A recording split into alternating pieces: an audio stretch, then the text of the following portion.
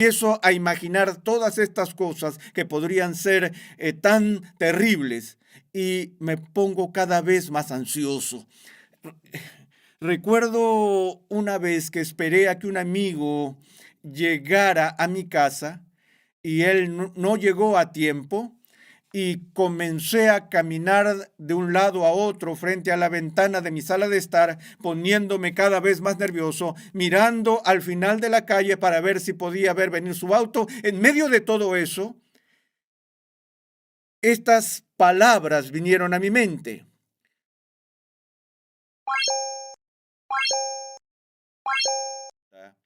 ¿Qué prohibición negativa Jesús pronunció con más frecuencia que cualquier otra prohibición negativa?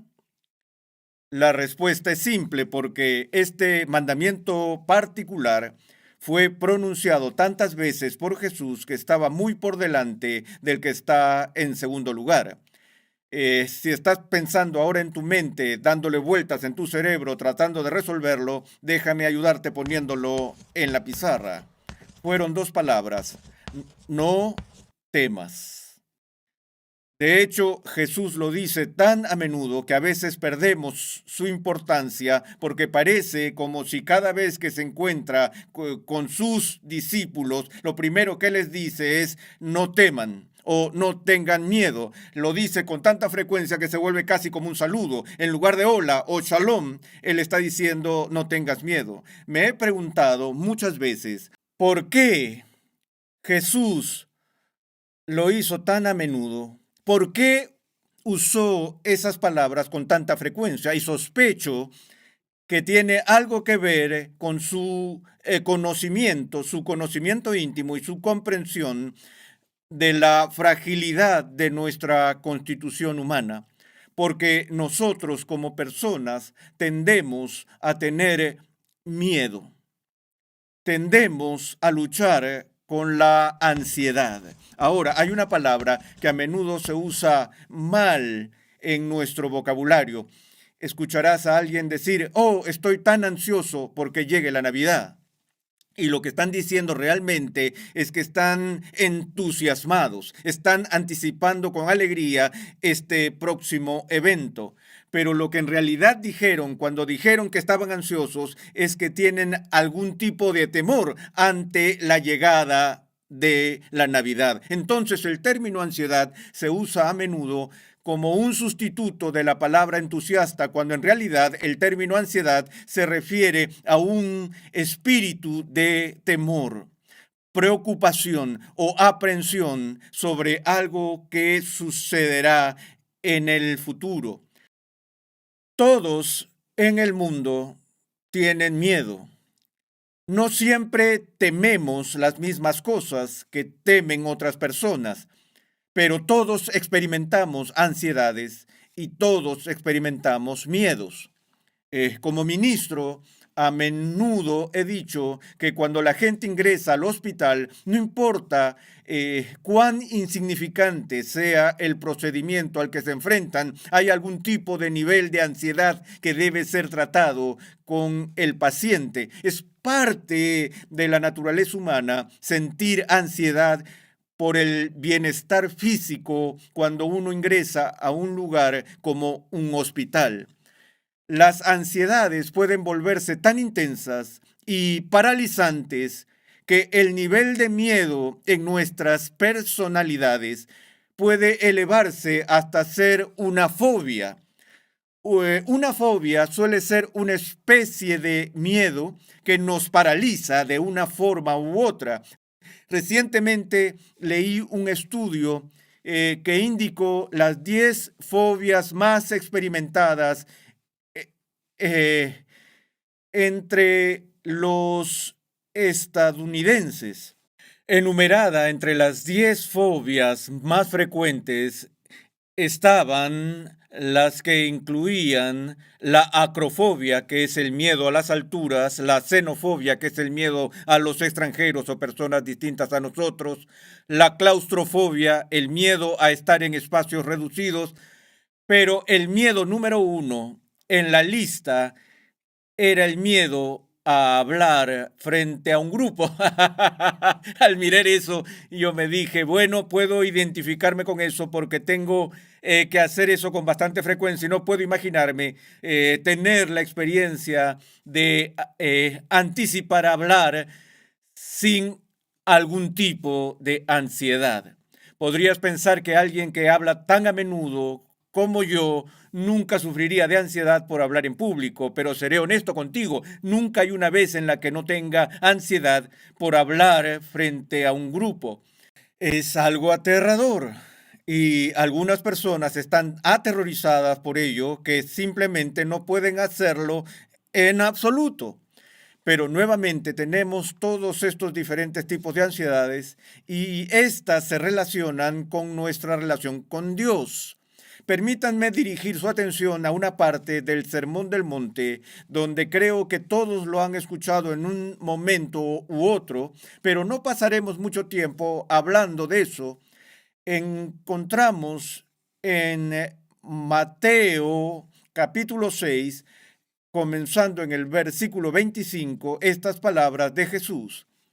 Por eso os digo, no os preocupéis por vuestra vida, qué comeréis o qué beberéis, ni por vuestro cuerpo, qué vestiréis. ¿No es la vida más que el alimento y el cuerpo más que la ropa?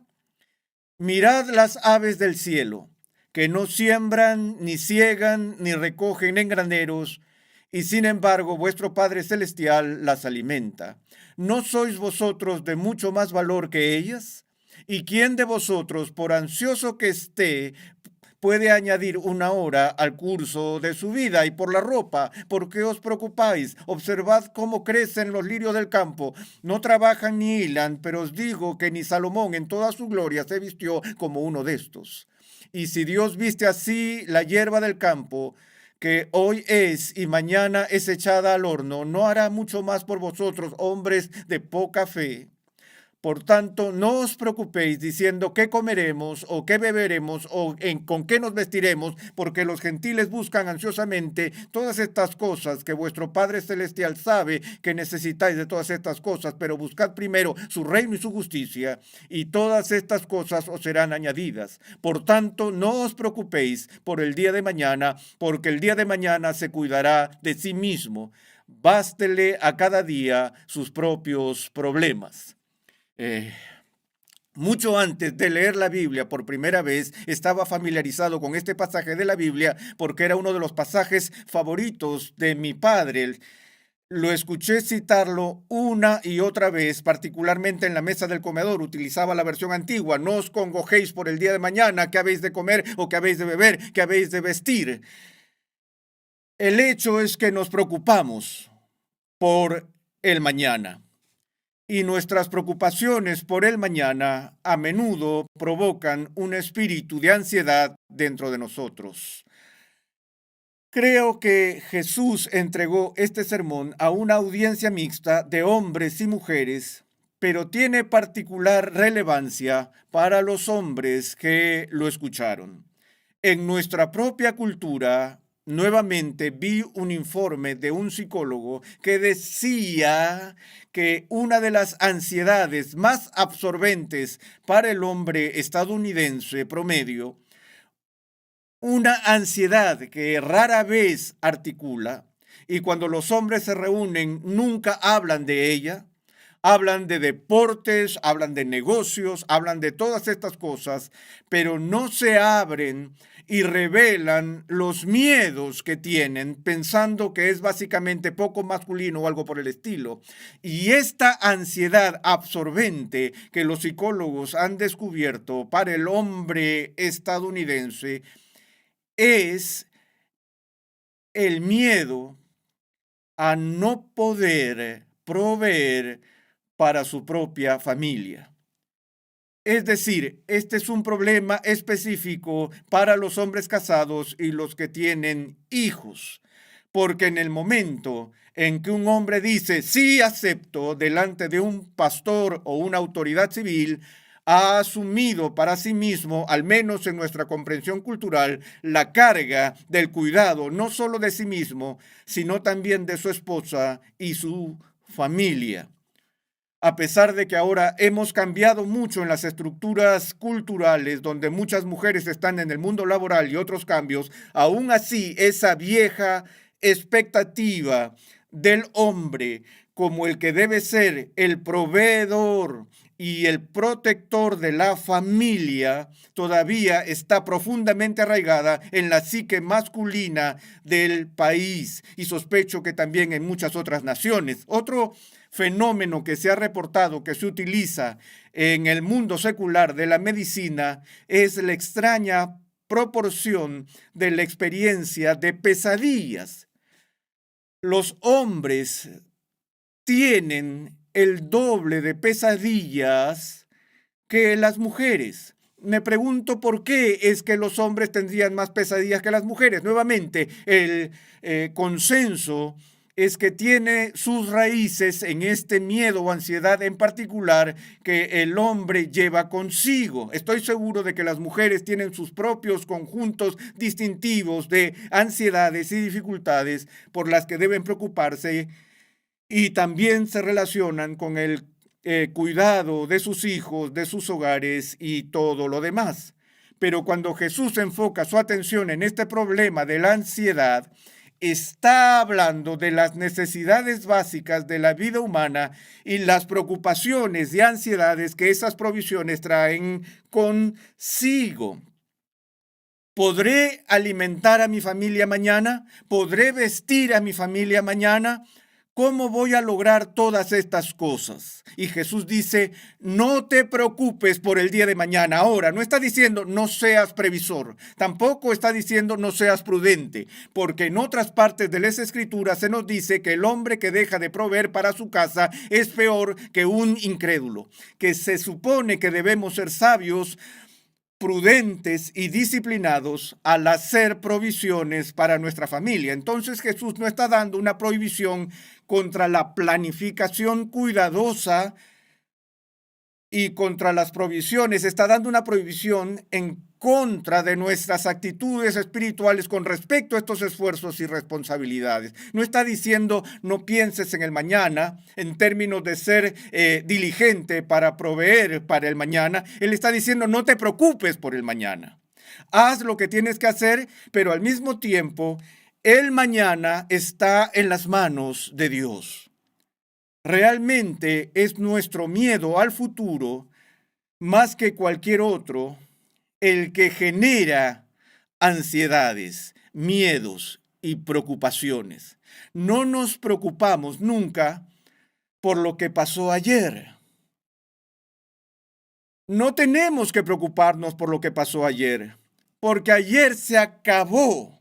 Es posible que nos preocupemos por las consecuencias de lo que sucedió ayer y cómo funcionarán hoy o mañana, pero una vez que ha pasado el momento, nuestra ansiedad al respecto pasa con él. Y por eso podemos entender en este punto que el punto focal de nuestras preocupaciones y el punto focal de la ansiedad es siempre el futuro. Es siempre en lo que aún no ha ocurrido. Solía jugar mucho golf y tiraba pelotas en algunos lugares malos. Y puedo recordar una vez que enfrenté una situación horrible en la que estaba fuera de los límites por un lado, agua en el otro lado y árboles frente a mí, y parecía que no había una manera segura de salir. Realicé mi tiro, chocó contra los árboles, rebotó en los árboles y cayó en el agua, y estaba en un gran problema. Pero sonreí en ese momento y mi compañero de golf dijo, ¿cómo puedes estar feliz? Y le respondí, porque se acabó. Lo único que sé es que nunca tendré que hacer ese tiro de nuevo mientras viva. Puede que tenga que hacer uno semejante, pero no el mismo. Se acabó. No hay nada que temer cuando termina. Es antes de que suceda cuando la ansiedad se apodera de nosotros, porque no sabemos cuán difíciles, dolorosos o problemáticos serán los problemas que enfrentaremos en el día de mañana. Ahora, cuando Jesús les dice a los que están reunidos que no estén ansiosos, que no se preocupen, y les dice que no pueden añadir una hora a su vida con su ansiedad, la preocupación no resuelve ningún problema. Y luego los reprende por ser de poca fe. Ahora, ¿por qué hace eso cuando está en nuestra naturaleza preocuparnos por las cosas que nos podrían pasar y que muchas cosas que nos pueden pasar y nos pasarán son dignas de temor? Porque hay cosas espantosas allá afuera, hay cosas dolorosas que podemos experimentar y no todas nuestras preocupaciones pasan desapercibidas. Podemos recordar a David diciendo, lo que más yo temía, finalmente me ha sucedido. Sin embargo, al mismo tiempo, el dolor de eso que más temía es algo que lo lastimó por muchos, muchos años antes de que realmente sucediera, lo cual nos han dicho que el cobarde muere 1000 veces, pero la persona valiente solo una vez. Pero el cobarde atraviesa la experiencia preocupándose por ella y temiendo muchas, muchas veces antes de que eso suceda realmente. No puedo pensar en muchas cosas en mi vida que me han pasado, cosas malas que me han pasado, que en realidad fueron peores de lo que pensé que serían. Hay algunas. Hubo momentos en que fui al consultorio del dentista y no anticipé un dolor inmenso, donde el dolor fue peor de lo que había anticipado. Todos hemos pasado por eso, pero la mayoría de las veces cuando nos preocupamos por las cosas y cuando suceden, en realidad no son tan malas como pensamos que serían.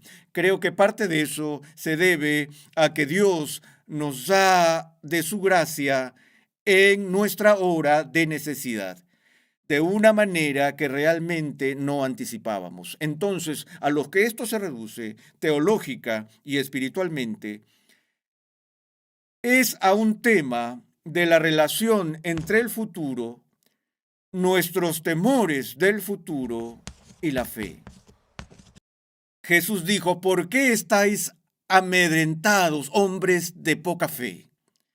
Nuestras preocupaciones y ansiedades provienen realmente de la falta de confianza en las promesas de Dios. Y todos tenemos eso, todos tenemos fe, pero nuestra fe es limitada y a veces nuestra fe no nos ayuda a superar la ansiedad de lo que sucederá, porque tenemos miedo de que Dios no haga lo que promete que hará. O, por otro lado, podríamos tener miedo de que Él hará lo que promete que hará. Eso es lo que me asusta de Dios. Es que debido a que Dios nos llama a vivir en un mundo que está lleno de problemas, y Él dice que en el mundo tendremos tribulación y tendremos aflicción y tendremos sufrimiento. Eso es lo que me asusta, que su palabra se cumplirá. Pero tengo que escuchar, como ya hemos visto en el problema del sufrimiento, el otro lado del mismo, donde Dios promete su presencia y su gracia para sostenernos en las situaciones humanas más difíciles. Y Jesús está diciendo, no tienes mucha fe si estás preso de la ansiedad y tu falta de fe es una falta de fe en las promesas de Dios, donde Dios dice, confía en mí para mañana, confía en mí con tu vida. Eso es lo que significa ser cristiano, es confiar en Dios durante toda tu vida. Tengo que confiar en Dios no solo por lo que como, lo que bebo y lo que me pongo, sino que tengo que confiar en Dios por cómo moriré, cuándo moriré, dónde moriré y qué pasará con mi familia y todos los demás cuando muera. Debo confiar en Dios para el futuro. Yo creo que la cura más grande que hay, la cura simple, pero que no es tan simple como parece, es simple de entender, pero es difícil de aplicar, es que necesitamos sumergirnos en la palabra de Dios, porque nada disipa el temor más rápidamente que el refuerzo en nuestro entendimiento de las promesas de Dios. Y el conocimiento de la presencia de Dios, pero tenemos miedo de que no esté allí cuando lo necesitemos o que no hará lo que dijo que haría. Ahora, como dije hace unos momentos, hay diferentes tipos de ansiedad y están relacionados, como mencioné, con el futuro. Y voy a distinguir entre tres tipos de miedo, preocupación o ansiedad que nos afligen. El primero es un miedo objetivo, específico, como ya mencioné, como una fobia, donde tenemos miedo a los lugares pequeños, o tenemos miedo de hablar, o tenemos miedo de morir, o estamos temerosos del dolor, o miedo al dentista, miedo a los gatos, miedo a las serpientes, miedo a las arañas. Esos son miedos y ansiedades específicos que tenemos, y hay maneras específicas de lidiar con ellos, como todos sabemos. Pero a diferencia de ese tipo de miedo, existe otro tipo de miedo que puede ser muy debilitante. Y esto es de lo que los filósofos existenciales hablaban con frecuencia cuando mencionaban la experiencia de la angustia, donde definían la angustia o ansiedad como un miedo sin nombre. Es una condición que creo que todos hemos experimentado en un grado u otro, donde estás dando vueltas, tu estómago da un vuelco, tus manos tiemblan un poco, sabes que estás asustado, podrías estar teniendo un ataque de ansiedad y no tienes idea. ¿Por qué? Esto tiene que ver con estar aterrado en general. De nuevo, cuando los filósofos analizan eso, hablan de este tipo de temor, el cual puede resultar tan aterrador y paralizante como no específico. No sabemos por qué. Por eso los psiquiatras ganan dinero. Alguien se acercará y le dirá, estoy sufriendo de ansiedad, pero no sé de qué tengo miedo.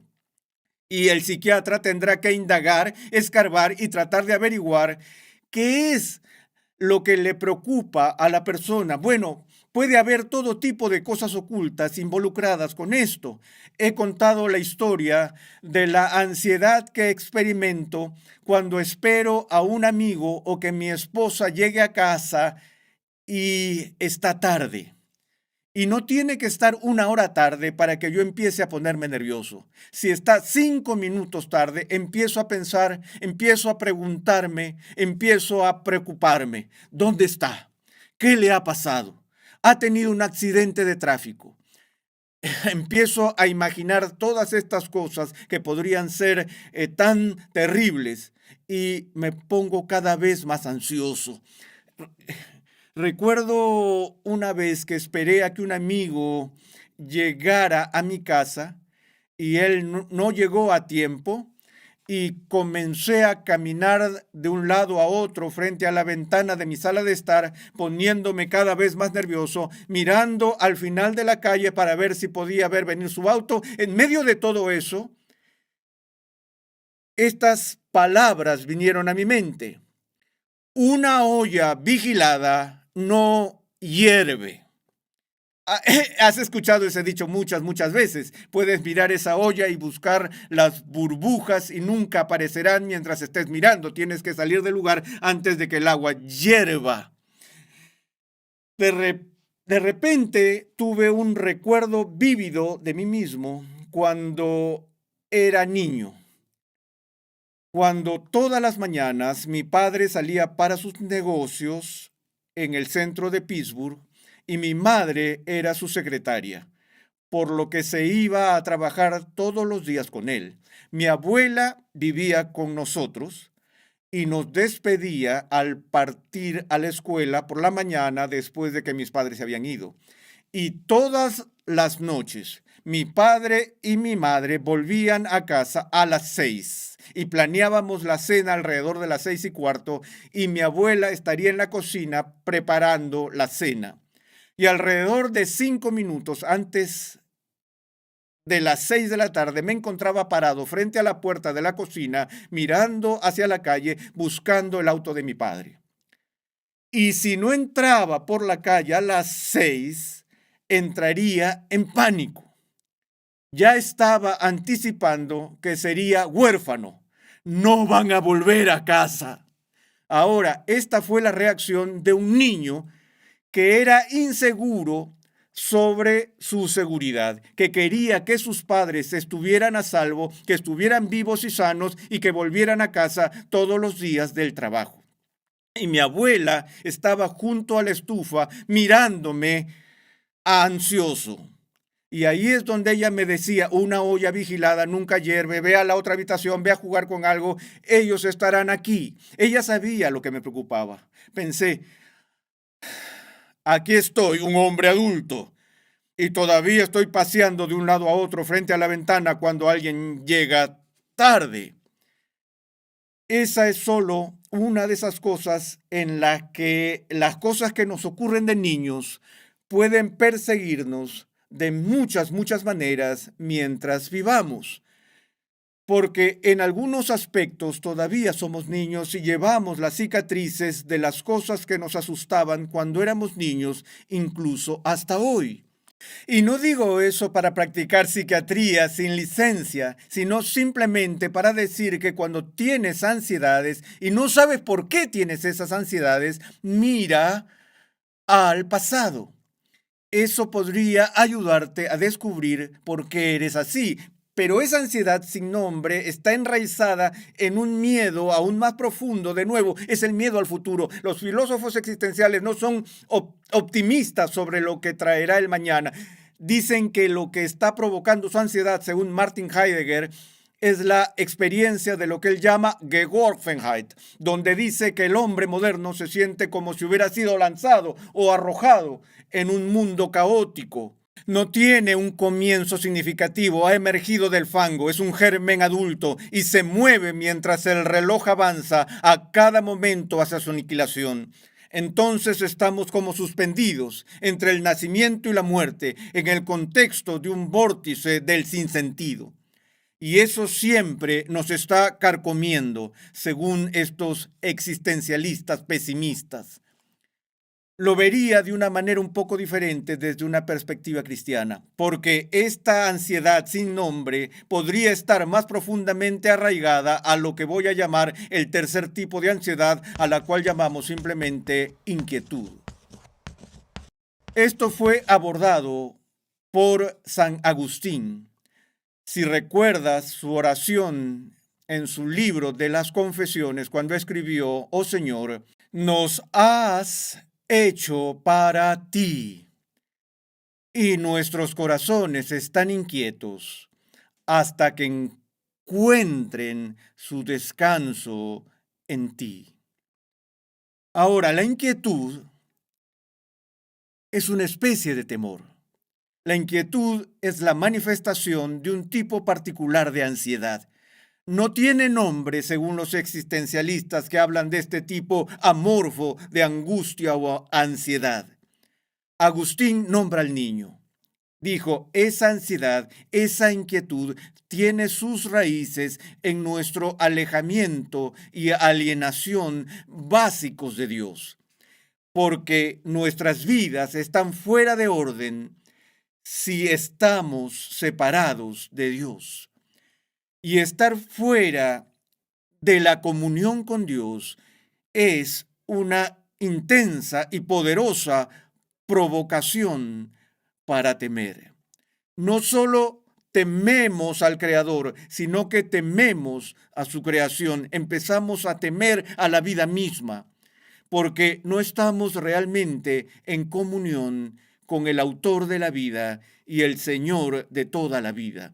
La única forma que conozco para superar esto es lo que dijo Agustín. Nuestro corazón va a permanecer inquieto hasta que encuentre su descanso en ti. Esto es lo que Jesús le dio a su pueblo. Él dijo, no se turbe vuestro corazón. Creed en Dios, creed también en mí. En la casa de mi Padre hay muchas moradas, y si me voy y preparo un lugar para vosotros, para que donde yo estoy, allí estéis también vosotros. Entonces no tengas miedo del futuro, no tengas miedo del mañana, porque yo me estoy ocupando del mañana. Que Dios es el Dios del mañana. Me voy ahora, y ellos serán incriminados. Él dice, pero voy a dejar algo detrás.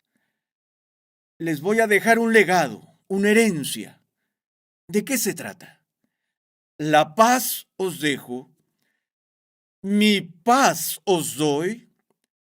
No os la doy como el mundo la da. No se turbe vuestro corazón ni tenga miedo. No tenga miedo. En otras palabras, la paz de la que habla Jesús aquí es lo opuesto a la inquietud. Es una calma de espíritu que viene cuando estás en comunión con Dios y puedes confiar en Él para el mañana. Él es quien conquista el miedo. Ahora, al mismo tiempo que tenemos esta prohibición negativa, no tengas miedo, también estamos llamados a animarnos unos a otros como cristianos. ¿Qué significa animarnos unos a otros? Es ayudar a otra persona a encontrar valor. En muchos aspectos, creo que una de las razones por las que la nación respondió de manera tan positiva al Mago de Oz es que nos pudimos identificar con algunos de los personajes, entre ellos el león cobarde. Representó nuestro temor, nuestra ansiedad. ¿Y qué necesitaba para superar su problema? Estaba buscando coraje, necesitaba valentía. Es por eso que debemos animarnos unos a otros, porque todos necesitamos coraje. Ahora, déjeme terminar diciendo esto. ¿Cuál es el ingrediente indispensable y necesario para tener coraje? ¿Qué es lo que debes tener absolutamente antes de poder tener coraje? Es la condición sine qua non del coraje, una condición previa necesaria para el coraje. Tienes que tenerlo o no podrás tener coraje. Puedes tenerlo y no tener coraje, pero no puedes tener coraje sin tener esto. Esto es lo que es, amigos, miedo. ¿Por qué digo eso? Porque no se necesita valor para hacer lo que no tienes miedo de hacer. Existe valor para los que tienen miedo. Tener coraje es hacer lo que te preocupa, hacer lo que temes hacer. Y es por eso que necesitamos animarnos unos a otros, ayudarnos unos a otros a superar las ansiedades, los miedos, las aprensiones que nos impiden vivir para Dios.